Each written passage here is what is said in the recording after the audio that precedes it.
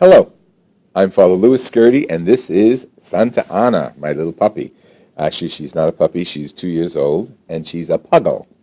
Today, the question that came up recently in one of our emails was, what about St. Francis? What about his love of pets, and where do pets go when they die? I'm not going to answer that last one. Let God take care of that. But I think pets are such, usually, and animals in general, pure spirits. So I guess when they die, God takes care of them, period. I'm not going to go anywhere else.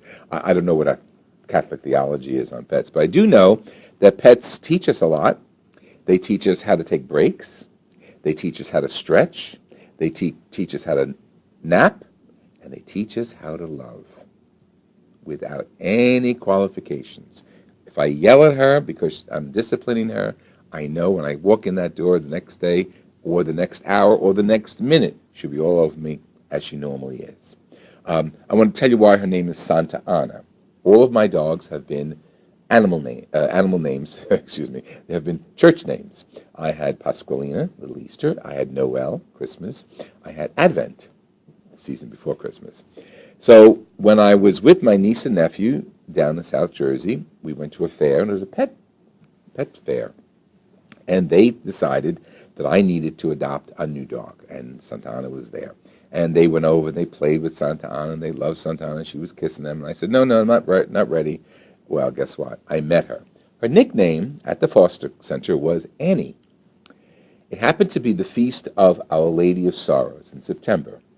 So I said, well, if I'm going to get this dog, I'm not going to keep the name Annie. Nothing wrong with that. But I am going to name her after Mary's mother, Santa Ana, St. Anne. So that's how she got her name.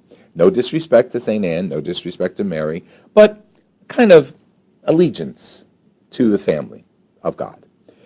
So, St. Francis. St. Francis is our first ecological saint. I mean, he taught us the green way of living centuries ago. And how did he do that? Respecting life, respecting nature, respecting birds, respecting water, respecting dogs, and respecting even donkeys.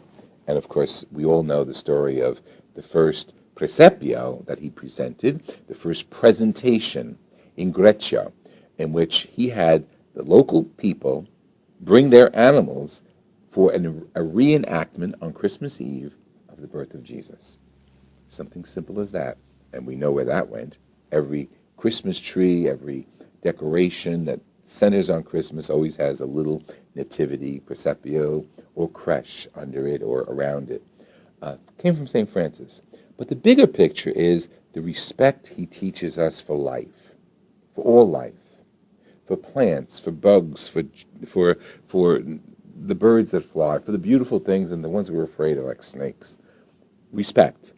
Thank God for places like the Bronx Zoo or other zoos throughout the country, not throughout the world, that show us not the best place, captivity, for animals, but at least a place in which they can be cared for and taken care of, and we can learn from them.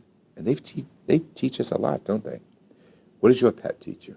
And how has God rewarded you with a pet? And how have you thanked God by taking care of that pet and allowing him or her to love you and get under your skin? Right, Santana?